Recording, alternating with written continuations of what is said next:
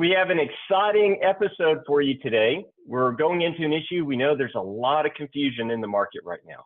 We're receiving a lot of questions every day about intermediary and agency issues. So we're going to dive into that. And I'm really, really excited to have Cassandra Davis with us today as our special guest. She, if you don't already know Cassandra, which I assume all of you do, if you don't, you really need to get to know her. She has been a coach and a mentor for a long time. She has, I think, coached tens of thousands of agents. But not only is she a coach and a broker, she's a broker of Realty Concepts Texas, but she has her MBA. And the one thing she knows the business side. She knows how to tie in all these legal concepts and what we do with your business. So Cassandra, thank you for being here today. We're excited to have you present with us. And Kiersten Crawford will be moderating today. Kiersten is also a broker and owner of Halo Surveying. And of course, she helps us, has been helping us almost every week here. So thank you, Kiersten. And with that, if you'd like to say any words, Kiersten's going to kind of guide us today, and Cassandra is going to lead in the discussion, and we'll jump right in.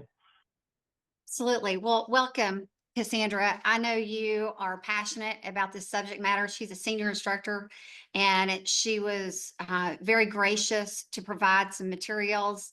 I think, John, are you going to display that for us so we can see and kind of get us rolling here? And so, Cassandra, just kind of, if you would, as we look at these slides, can you just talk through us kind of the basics? And then as we move through it, I want to see us talk specifically about the open house situation, for example, that we're running into.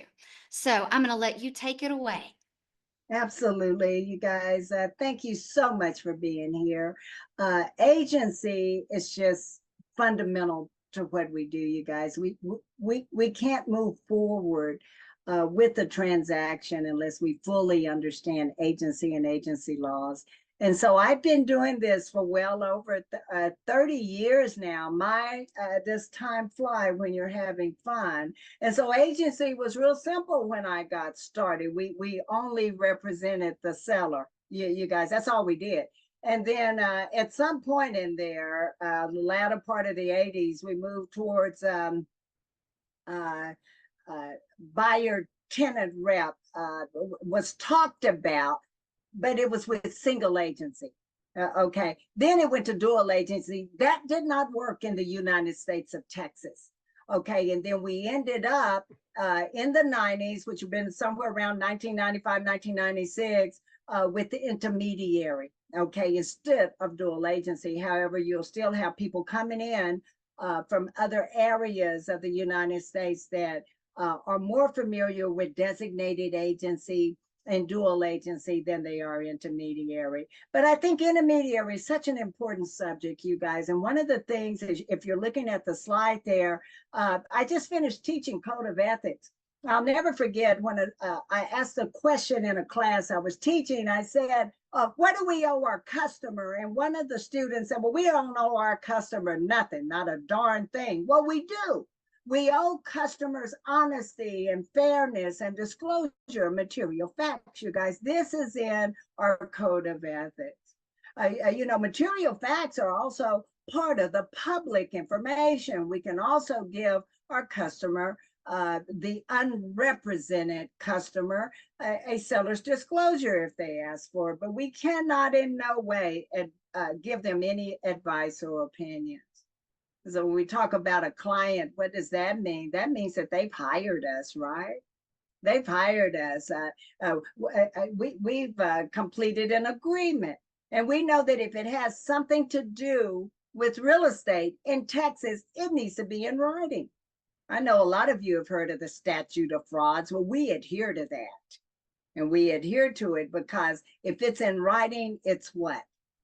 What is the word when it's in writing? It's enforceable. Absolutely.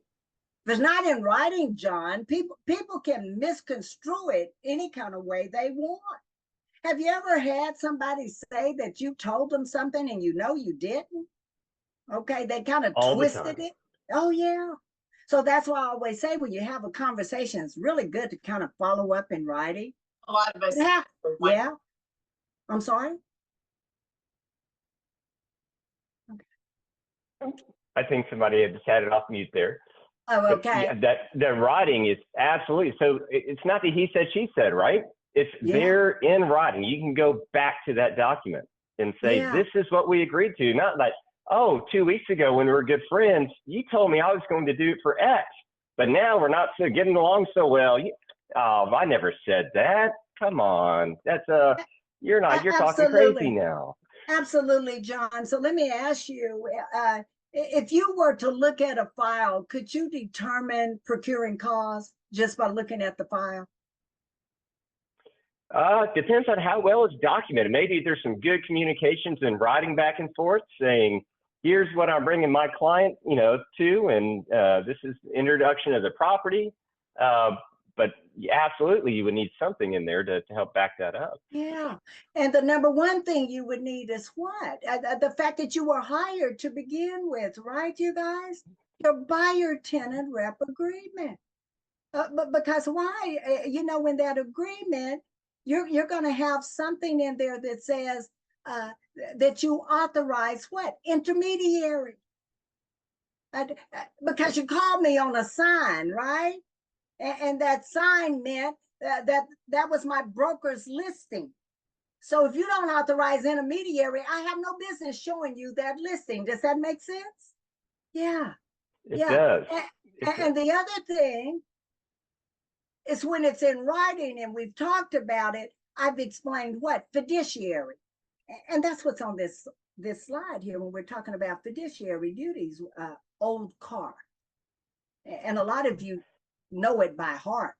Obedience, loyalty, disclosure, accounting, and reasonable care. But obedience means that I follow the guidance of my clients. I teach my clients how to manage me, John. And this is important because what happens if your client asks you to do something that perhaps goes against fair housing? Something that's a little slightly not true. Well, I had mold. We remediated. Do I have to say something? Well, maybe you shouldn't. Yeah, we don't want to abide by anything that's against our code of ethics. Okay, but what about loyalty and disclosure? Are they saying they're loyal to us when they sign a buyer-tenant rep agreement? Does that ensure loyalty? Yeah. And what about us? What are they expecting us to do for them? Let me ask you a question. If a buyer came to you, what are they coming to you for? What is the number one reason a buyer comes to you? To find I out. need help. I don't understand this process. What do I do next? What forms do I use? What do I need to get an inspection? Do I need to get an appraisal? How do I buy this property? I want it. How do I buy it? Yeah. So they come to us, like Kiersten say, to find a house, and like John say, to know the process. That's one of the top 5 reasons. And one of the things that they look for in a realtor is their knowledge, their skill, honesty. Number one thing that they want. Okay. Honesty is proof, right? Yes, go ahead, John. Yeah, and I want to throw in there too the difference here when we're representing, we're doing these things for our clients. And you see the difference on the slide here that there's some overlapping things. We have to treat everybody fairly and honestly, right? That's part of the TREC rules, part of the Texas real or NAR ethics rules there too. And I want to make sure we don't get too far away that disclosed material facts is an independent duty, no matter whether we're representing a party or not.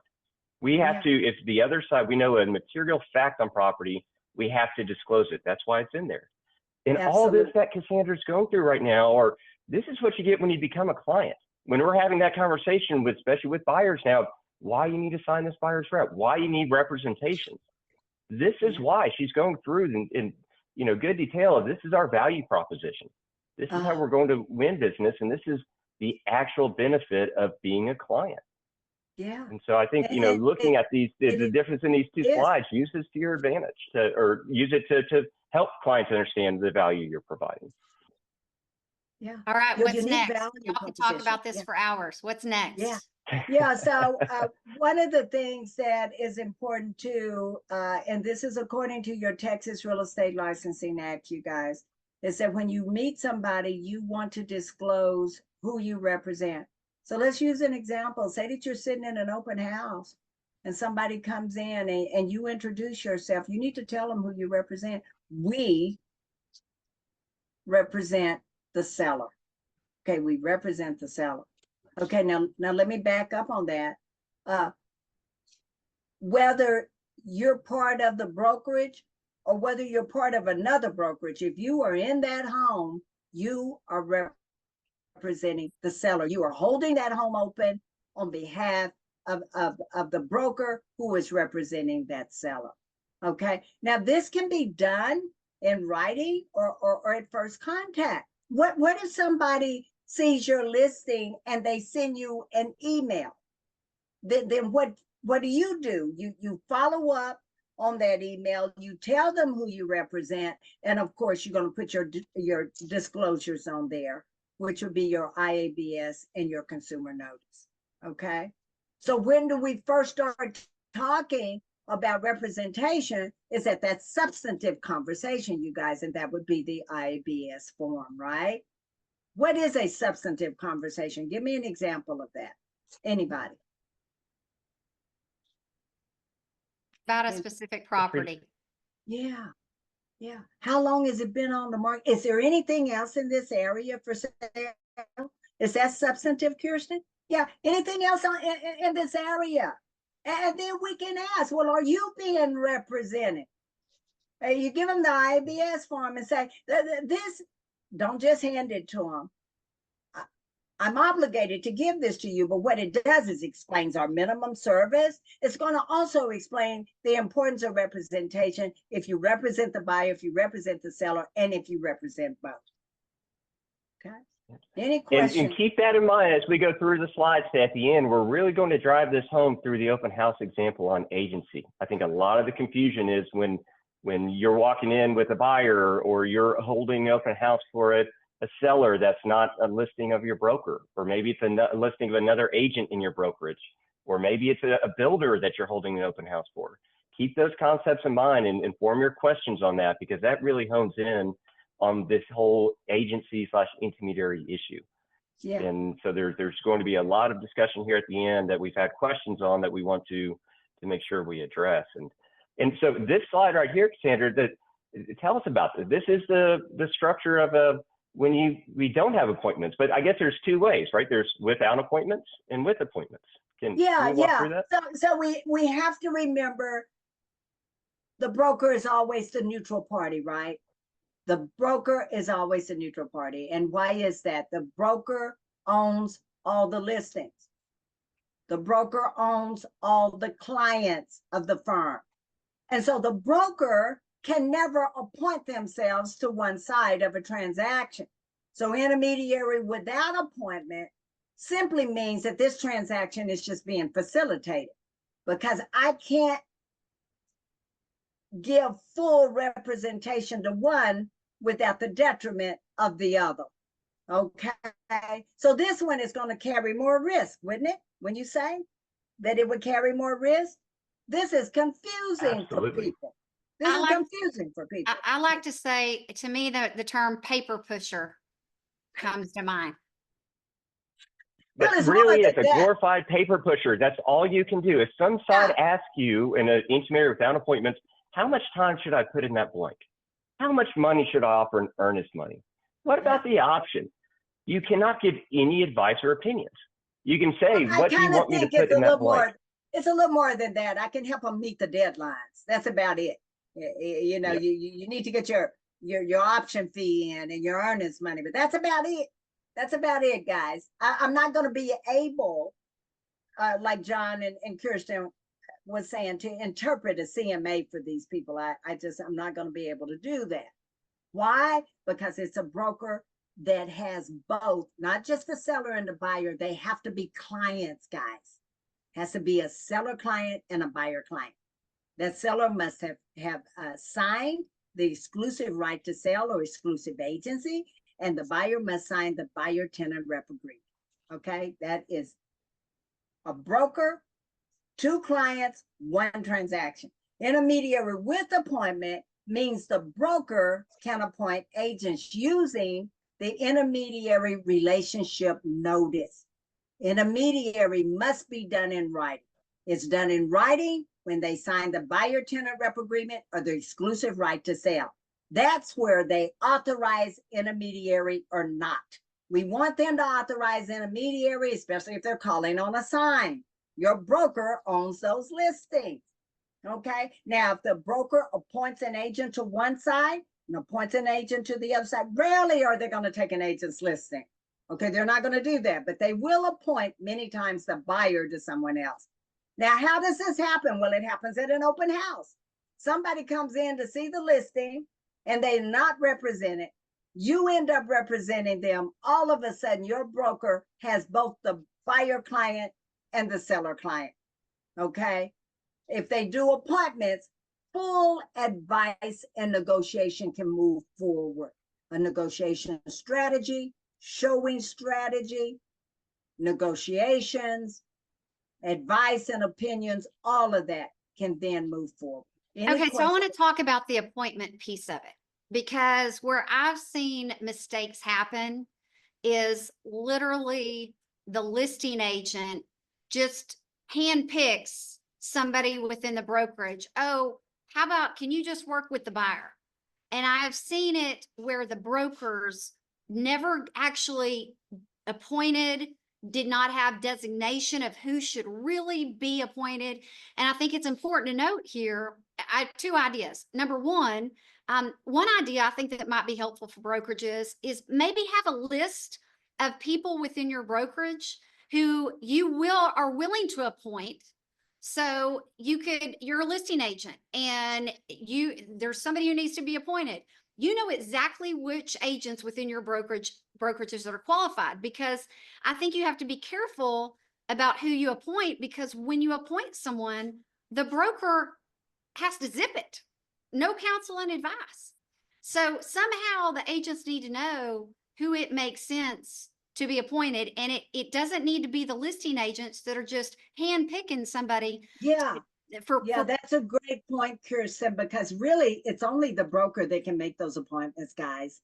And it needs to be with the relationship notice. And so the brokers should really stay abreast on who would make the best candidate for that. And then the broker needs to have what? A compensation structure. Am I just going to hand over my buyer and not get anything for it? So there's some kind of structure, some type of referral fee that would go back to that agent that's going to have that buyer appointed to somebody else, or going to have that buyer appointed. This is in conjunction with what? The policies and procedures. Some brokers will allow intermediary without appointment, and some of them won't. What about your brokerage? Do you know what they allow and what they don't? Okay. So that is music to my ears. That is such music to my ears here in policies and procedures. And you'll see in the new broker responsibility materials that are coming out, it goes through and really focuses on policies and procedures. Yeah. Your first step, besides the act, is to go to see what your broker allows and what your broker's expectations of you are, because you're operating as an agent under that broker. And those policies and procedures aren't something to collect dust. It should be an active living document. It should be something you go reference.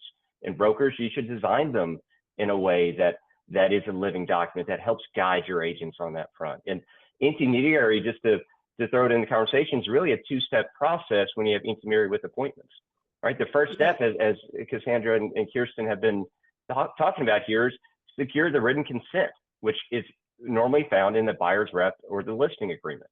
And so if you're using the TXR forms, it's in there, and the buyer or seller can elect whether you are allowed or not allowed to do intermediary.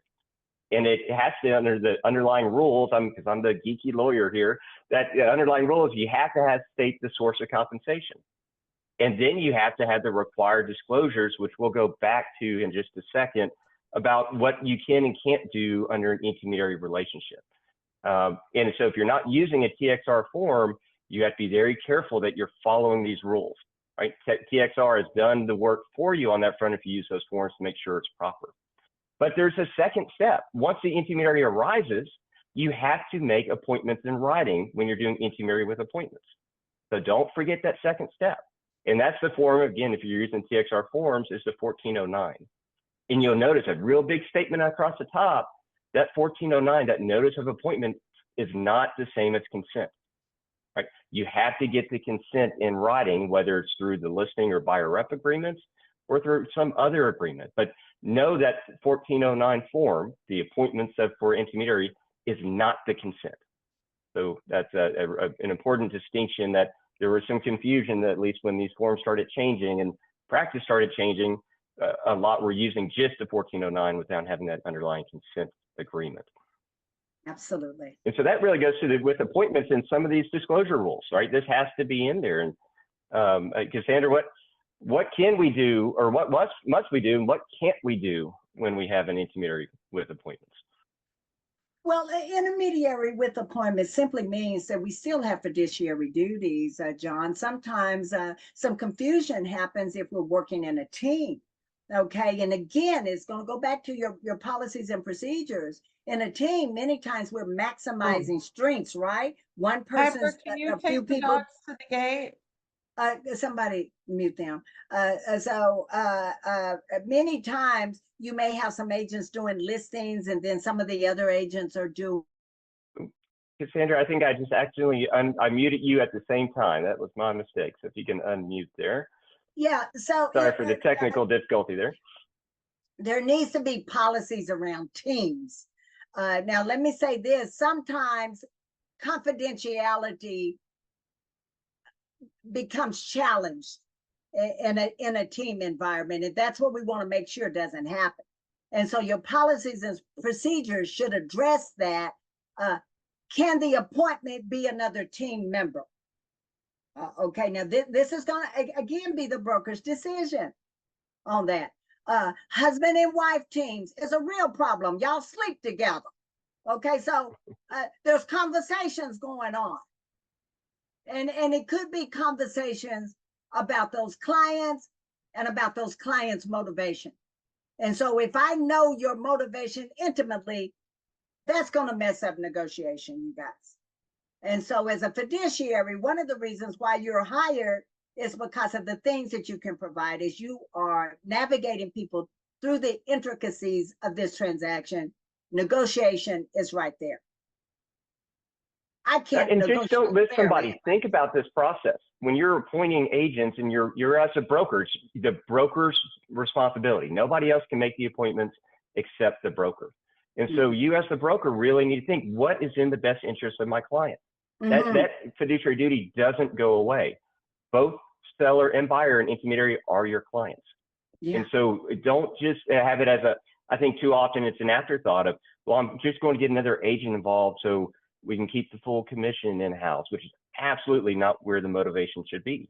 But or other times it's just real easy to go with this other person because they're easy to work with. Look behind it. Who will match up with that client? Who would be best to actually represent them in the transaction, and have that process go into it. And when you have these other issues of a husband and wife, could it be proper? Maybe. But does it potentially look bad? Does it make it strained when you know this real confidential thing that you want to say? And then if a complaint's filed later, whether it's a TXR ethics complaint or a TREC license complaint, then it's well, this smells, right? It just starts off looking bad and sets it up. Even if it's proper, it just doesn't feel right sometimes. So keep those things in mind, both the legal obligations of fiduciary to our clients, and then just the imagery of it, because it really can have an impact on the license and the ethics rules. Yeah, and one of the things, John, which is so true, what you're saying is, you guys, so many of us we weren't doing it the right way. Intermediary must be in writing, and so many times we did not do express, we did implied. Okay, so we broke that rule.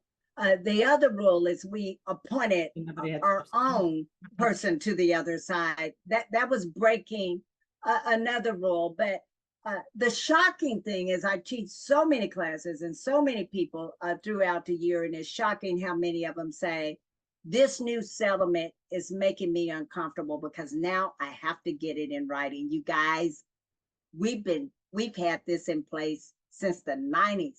We've been doing it right. We just haven't been adhering to the rules. That's the problem right there. But we had always been doing right. And so even now, and as bad as I hate to admit this, I know so many brokers, taught so many people. If I call somebody and ask about something, you know what they'll do? They'll break some rules. I've had them tell me, you know what, Cass, just bring us an offer. You know, these people have to sell. In fact, the house I'm in right now, okay, that me and my husband bought. I knew those realtors. I knew them personally. And so I was privy to some personal stuff that I never should have been privy to when it came down to negotiating this transaction for myself. Yeah, or you hear that conversation where they say, hey, just between us. Us. Oh, hear that too often. And that goes straight to one of the bullet points that's an absolute prohibition here, right? So under the rules, under TRELA, we have an absolute obligation to not, this is something we can't do in an intermediary with appointments. We cannot disclose to the seller that the buyer will be paying more than what's in the written offer. And we absolutely expressly cannot disclose to the buyer that the seller will accept less than the asking price. And when you hear these things of just between us, and oh, I'm not saying this, but I'm saying this, you know, that not only blurs the line, that goes directly against the 4 tenets there, right? And the tenet that you have to do, right? These are 4 things you have to do or not do in intermediary appointments. The one you have to do is treat every party fairly and honestly, right? That doesn't go away when you have intermediary with appointments. That's a fiduciary duty to everybody to begin with. But these are 4 important things that beyond everything else, the legislature and TREC thought was so important. We're going to expressly state them, right? And it's in the IVS, it's in the rules, it's in the required disclosures in the buyer rep and listing agreements. So keep that in mind. John, can I back up just for a quick question about you mentioned about a broker with making the appointment. So say you have a listing agreement, broker has the seller, and there's already an established buyer's rep agreement and they both meet at the listing. So are you saying if that appointment has already been established, or are you saying the broker could then unestablish the buyer's agent that already came along? No need to unestablish. So what you're saying is the listing's already there and someone in the firm answers the phone and ends up with a buyer client and they show that. The only way they can show it is that buyer client, you got to be very transparent. In the buyer tenant rep agreement, they've already checked that they will allow intermediary. And you've explained what that means, that my broker has those listings. We work on behalf of the broker. You guys, I cannot state this enough. You are a general agent to the broker. You can bind the broker with what you do and what you say and how you represent that client. You are a general agent to the broker. What are you to your client? Let me hear you say it's special. And some of you are more special than others. Okay, you are special to your client. And what does that mean? You are not the gatekeeper. Okay, your job is to navigate, know the intricacies, be the expert, be the guide, be the negotiator, be the person that can answer their questions. Okay, and if not, you can find the answer. So that situation was thought about right up front in the Texas Realtor forms, because it states in there whether I want to see or not to see, the broker's listings. And then if you want to see, it authorizes intermediary in that case. Now, it would be, as far as the appointments go, once you get in, you see the house, they like it, you need to establish the relationship, right? Because then it's an intermediary relationship, and if there's going to be appointments or not. And if there's not appointments, remember, you're facilitating. You can still facilitate. So you're showing, you're facilitating. But once you get into the advice and opinions, that's when the notice has to take place, right? You have to establish it properly before you give advice and opinions on that house that you're acting as an intermediary. But remember, it already would have been consented to up front for the without appointments. So you're facilitating at that point, and you have to make, that's where that line will fall. Once you get past just facilitating, then the notices become required for the without or with appointments scenario. And that's true. Now, one other thing that, Becca, I want to clear something up. You guys, what if the listing is the broker's listing? Okay, the broker himself or herself is the listing agent. Now, all of the listings belong to the broker. The broker cannot be on the other side of the intermediary. You guys understand that, right? They cannot be on the other side. So with that in mind, they would have to do what? Appoint that listing to one of their agents. A broker must have at least 2 agents to do intermediary, because they cannot be one of the agents themselves. It just wouldn't make any sense, would it? Okay. And think about this logically. I ran into this issue a couple of weeks ago where went into pretty good detail and looking at the rules again, because the question was raised that Sherry Barrett put in the comments here. It's a good one. What if I'm a 2-person brokerage, the broker and 1 agent? And then in that situation, right, you're dropping this broker there down to one of the agent ones. And that's not allowed. Now, you won't find that expressly in the rules, right? If you go through TRELA, if you go through the TREC rules, there's nothing in there that says expressly when you have a business entity broker case, can they appoint themselves as a designated broker underneath there? But absolutely if you look how it's structured, where the obligations are, even though it's not expressly stated as a prohibition, you can't do it. There's no way you can meet your obligations that are required of intermediary without appointing 2 separate agents underneath you. And so that's why it's absolutely required as a broker with appointments to have the 2 different agents that are not you, right? Not you, 2 different, and actually the rule discusses license holder, right? We don't use agent in the rules. It discusses as a license holder. So you have to appoint 2 license holders underneath your license, underneath your broker's license, to represent the parties. Okay. And Sherry, I see your hand up. This is Sherry's question. Do you want to clarify anything on Yeah, that? this is a guy that I've known for a long time, retired bank executive that just got his license, hanging it with a brother-in-law. Brother-in-law's the broker, and he comes in and asks me about it. It's so timely. But when I pulled up the intermediary, my question is, there was nothing I saw, maybe I missed it, where it explains the broker in black and white. The broker is a neutral party, cannot appoint himself or herself. Did I miss So that? if you look at the rule, and I'll pull it up here in a second, this is in the Texas Real Estate Licensing Act, which is also known by the legislature as the Texas Occupations Code, right? The state of Texas governs all these different occupations, one of which is real estate. And so under 1101, I think it's 559, maybe the first section through the following sections sets out the rules.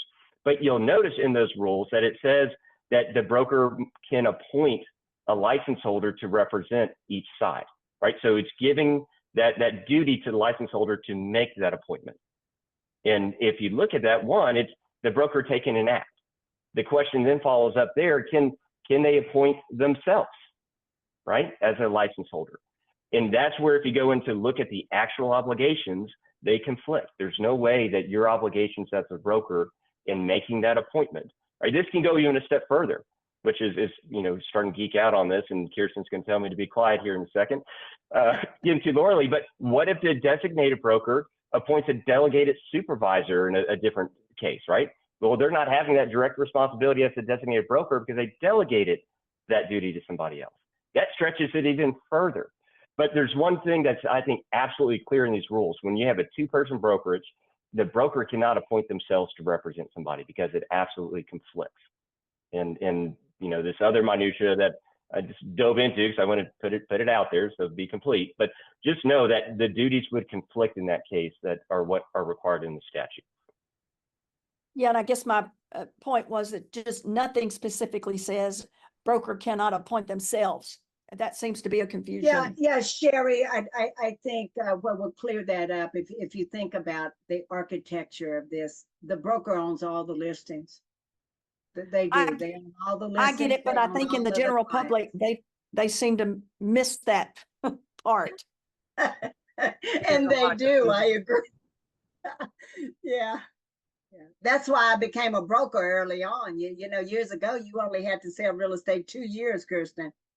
And I'm here to tell you, it just made sense to me that if all the clients and all the inventory belong to me, I need to be the broker. Yeah, and so All right. jumping into this more, you know, the scenarios here, we have hosting an open house, right? We've had a lot of questions, so I want to make sure to get there. And the first question we have on each one of these scenarios is, who do you represent, right? Who do you represent, right? Your broker's the one, and I love how Cassandra's focusing in on this because it's really important. The broker's the one that owns the listing, right? So is it your broker? Is it your broker's listings first? And so who do you represent if you're an agent at a brokerage? You're representing the seller, right? And let's say you're hosting an open house for another broker, right? That's not your broker's listing, somebody else. But you're a sub-agent in that case. Who do you disclose to? You have to represent somebody when you're holding an open house. That's a brokerage activity, right? So you're doing something for somebody, and that somebody is the seller. So again, you're representing the seller in that case. Another one is the builder. I'm holding an open house for a builder. This is a question we had from last week's episode was, well, if I'm there for the builder and buyers come in, how do can I represent the buyer in that case? Because I'm not really listing it for a broker. This may be a builder that doesn't have a broker. Well, they really do, because you're their broker at that point if you're hosting the open house. That is a brokerage services. And I think that's where the confusion may lie is I'm doing something for an individual or a company or a builder that they're not really my client. Oh, they are your client if you're doing these activities for them. It requires a license. So that's where your duties flow, right? To the seller, to the builder in that case. And when buyers come in, before you can represent them, right? You have to, one, let them know who you represent.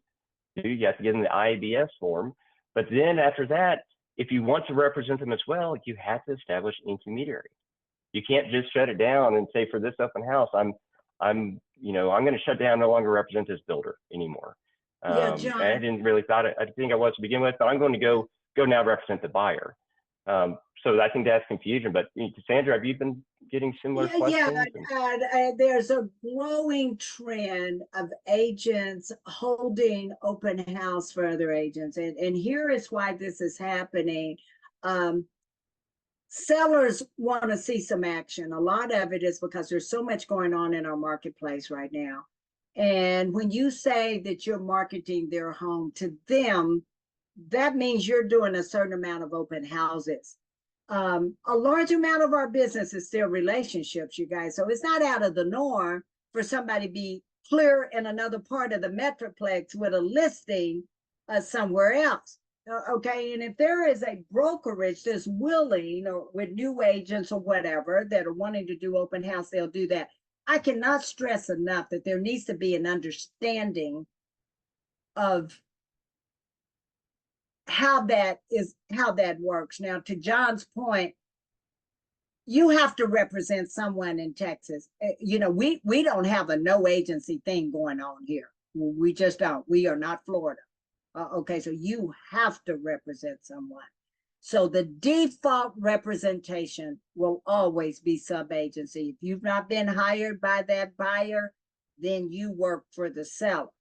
Now, there needs to be an agreement between the brokers if you're going to hold open house for somebody and that is not your listing, okay?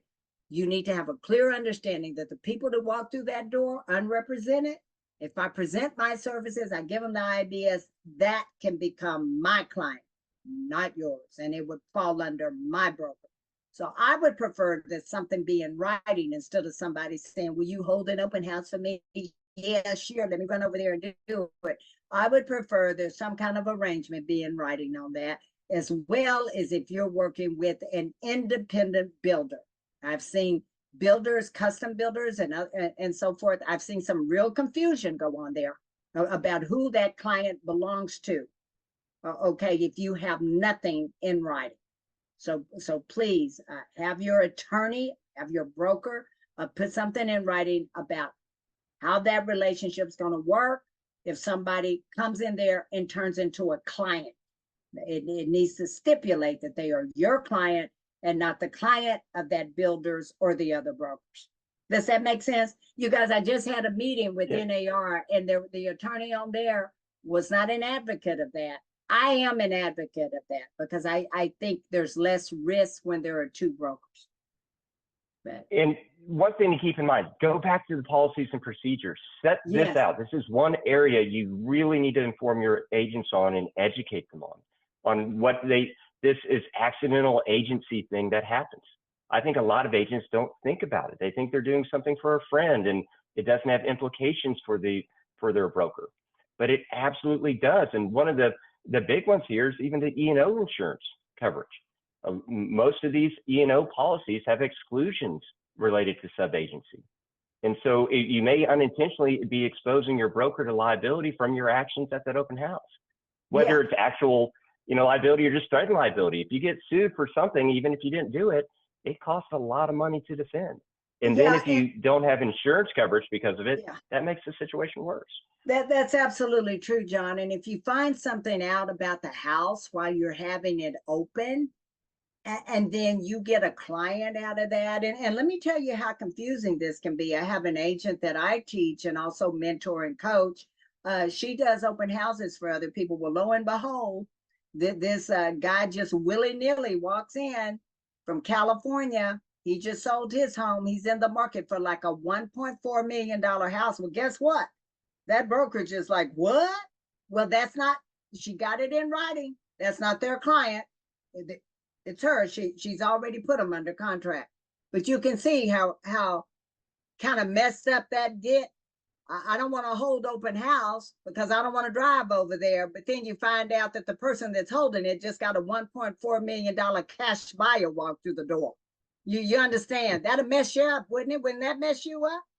That'll buy lots of bags of M&Ms. Okay. Okay, I want to. Well, I want to what touch about on the other side? I was going to say on one thing, just because based on the chat, and just so some of you know, we're going to get some of the questions uploaded on Facebook on special provisions that aren't answered. But I want to address one thing because I've seen it. If you are a listing brokerage and you represent a seller, many seem to think that, well, I'm just going to jump to intermediary, and you just need to. So, for example, you're an independent broker. Maybe you're choosing to stick with your seller. You don't have to just jump. Cassandra, elaborate on that sometimes people's minds, and I think it comes from the old school days of everybody trying to work both sides and get both sides of the transaction, that we didn't. Yes, you could, but there are parameters that we've talked about through through the session today, but you don't always have to go to intermediary. Talk about that. Right. First of all, you're going to have some people that want to remain an unrepresented customer, you guys. So that's not intermediary. Keep in mind, intermediary is dealing with two clients. Do I always have to appoint? Not necessarily. Who are the people that don't really care whether you appoint or not? Many of them are investors. You guys, you got to know your client. Intermediary with appointment works best with people who need that type of hand holding. Who are they? Your first time home buyer, even second time home buyers, some luxury buyers if they're moving to a new area, but lots of times you're investors. I've known lots of my colleagues that are on both sides of that transaction due to the investor saying, I really just don't care. I just need that paperwork signed. I just need I need that deal. Okay.